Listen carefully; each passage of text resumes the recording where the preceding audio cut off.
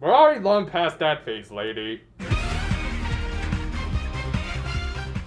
The cold opener this week featured all 3 of the Ojamajo depressed. Well, okay, that's a little different from it just being Doremi, who, oh geez. Oof, sorry Hime, but I think Doremi has you beat with this. Now, of course, the reason for their depression were all of these board game pawns scattering outside the original Mahodo while their little food truck wasn't getting any business. Majorika tried to think up some new business strategies like a new name.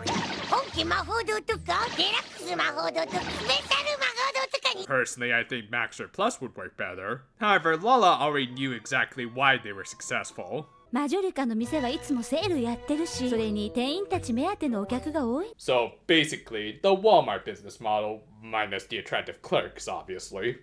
In a nice bit of continuity, they also took a minute to point out that Majorika had used up a lot of MP on that purification spell from the last episode, meaning that they wouldn't be able to use it again for at least a while. Not that it really mattered, as the Ojamajo were almost out of spheres with 5 each. They didn't even have the money to buy more from Della. She did, however, give them a good tip instead. As it turned out, the Motas were holding special exams that day for raising apprentice levels. The Ojamajo weren't all that interested at first, but Majorika pointed out that level 6 came with a lot of benefits. Or to be more precise, y'all get new toys that Toei can start selling. I remind you all, this current arc is meant to be a cautionary tale against consumerism.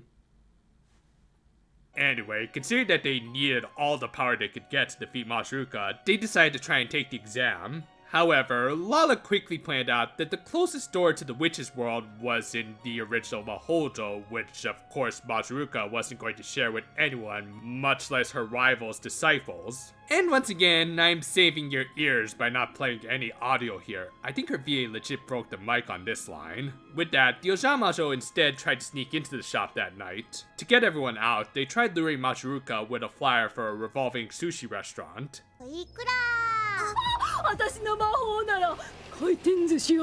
Well, to be fair, that is still the better option than eating out right now. From there, each of the Ojamajo used a sphere to cast some reasonably smart spells. Hazuki used hers to cut the electricity, geez, for us is kinda malicious. And Daiko used hers to give them some leaky pipes. But in both cases, the witch was able to counter them with a dangerous amount of candles and bubbles. Yeah, don't ask me how that one works. Lastly, Doremi tried to scare them out with a butterfly that apparently Majorika was afraid of. Now I'm guessing she watched that one episode of SpongeBob.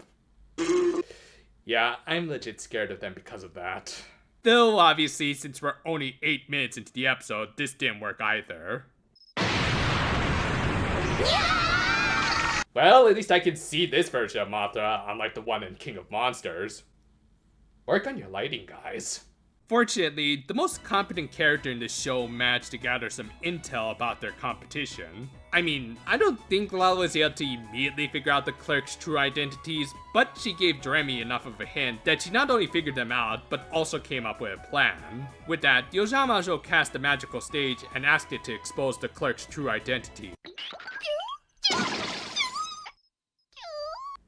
Still not quite as good as the 1990 version, but still better than the 2020 version. The ensuing chaos they created as a result was all caught on tape by the Ojamajo, who blackmailed Majorika into letting them use the door. On a side note, did anyone else miss the days when we used actual tapes to record rather than these tiny little things? Like, I get that they're more convenient and everything, but just don't feel right. Still, altogether an awesome moment for Doremi, showing not only was she intuitive, but also pretty damn clever. With that, the Ojamajo finally made it to the witch's world and the Motas, but... Well, that was pointless. I mean, to be fair, at least they were justified in this case, as it was already night in the human world, and the time difference in the witch's world seemed to be fairly close. Man, as someone who worked an office job, we always turned away those guys who came in just 1 minute after closing time, and we enjoyed it. With no other choice, the Ojamajo returned to the human world, and considering that the same trick probably wouldn't work twice, they had to face the fact that they might enter into their senior years as witches' apprentices. Though I'm pretty sure one of you is going to turn into an eternal goth loli while the other becomes an immoral vampire. At home, Doremi's mother seemed to be on a bit of a lucky streak that quickly wore off as her back couldn't keep up. And of course, Mr. Harikaze was the stereotypical father who couldn't cook.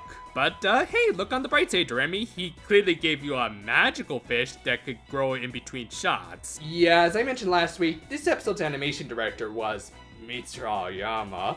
But while this actually is one of his better episodes, there's still plenty of noticeable errors and continuity hiccups. I will say, some of the visual gags here are still pretty good regardless, though I don't give points for recycling animation. But yeah, the next day came and much like Mrs. Harikaze, the other Ojamajo's friends and family were also experiencing some misfortune following a stream of good fortune. Gee, I wonder what could be the cause of all of this. Sure enough, they ended up checking in on one of the worst victims of all of this, Hazuki's family's elderly housekeeper, Baaya. She'd been pushing herself way too hard for someone of her age, to the point that she had to ice her back, leading to yet another really good visual gag. Again, this is one of Mitsuru Aoyama's better animated episodes, but I think much of that credit should go to him having a good director in Yasuo Yamayoshi, who did give us some of the better episodes of this season. Anyway, after much prodding, prying, and a little magic from each of the Ojamajo, bringing their total spheres down to 2 each, they finally managed to calm the old lady down. That is, until she decided to clean the windows without at least a ladder. It was so frightening that it made Hazuki take off her gloves for a second and then put them back on as she was about to fall.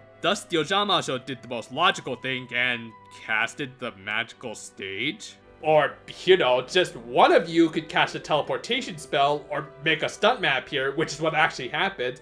Just saying, you could save up on spheres plus casting time, which, yeah, you sure that old lady hasn't fallen already? But no, she managed to hold on long enough for them to go through this entire incantation, and as I said, they just made a stunt mat appear. So with that, they were down to 1 sphere each.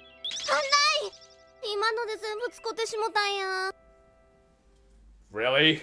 Yeah, I've been pointing out their sphere count throughout this just to get to this point, because for whatever reason, this cost them a grand total of 6 spheres. So they can cast Zawaldo, Shapeshift, and create life for just 1 sphere, and yet to create something that you can find on pretty much any Hollywood set, it cost them 6?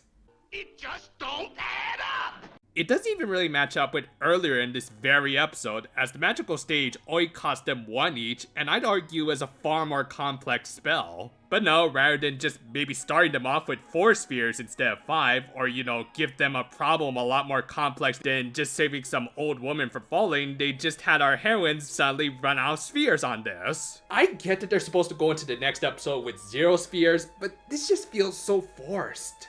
Anyway, they finally discovered that Baaya had received one of Majiruka's charms and figured out that Mrs. Harikaze and Mr. Seno also had them. Doremi just took her mother's charm, while Aiko crushed her father's and made a big scene out of it. Yeah, I guess who's going to be the spotlight character in the next episode. Regardless, it was a nice scene where we got to see how much Aiko cared for her father, more than how much money he was making thanks to the charm. And with that, the episode ended on a comedic downer, I guess, with the Ojamajo forced to admit as Majiruka's goods continued to be sold, both the world and the writers seemed to be against them. Overall, this was still a very entertaining episode with plenty of great visual gags. I think as long as he has a good director, Aoyama can do some good work. Plot-wise though, this was kinda messy, with them going from infiltrating the Mahodo in the first half, to the second half being all about Baaya. Not helped by that pre-rushed conclusion.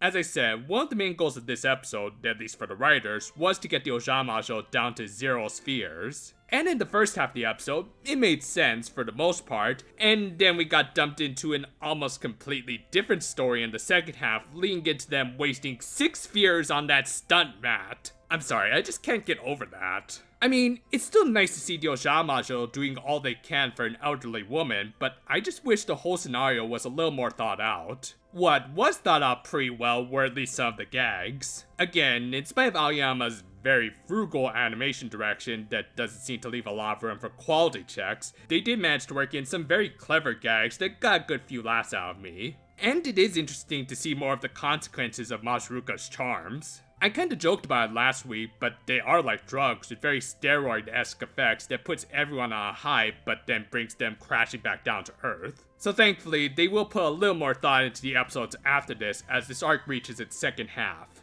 Work on my Toy Trinity video is actually going pretty well, but I might have to start slowing down just a little because, you know, the holiday season and everything, but I will still try to get it out as soon as possible. After that, I might continue with that series or just go into my Princess Pretty Cure series review. We'll see how things pan out for 2021.